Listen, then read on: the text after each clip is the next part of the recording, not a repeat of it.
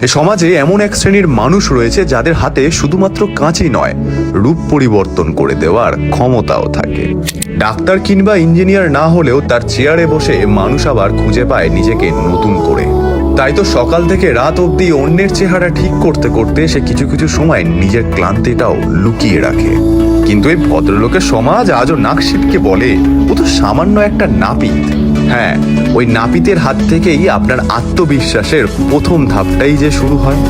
কাঁচির প্রতিটা শব্দের পেছনে থাকে একটি মানুষের পরিশ্রম, একটি পরিবারের স্বপ্ন। তাই পরের বার যে কোনো রকমের সার্ভিস নিতে যখন ওনার সামনে বসবেন, মনে রাখবেন আপনার সামনে শুধুমাত্র একজন নাপিত নয়, একজন পরিশ্রমী শিল্পী দাঁড়িয়ে রয়েছে।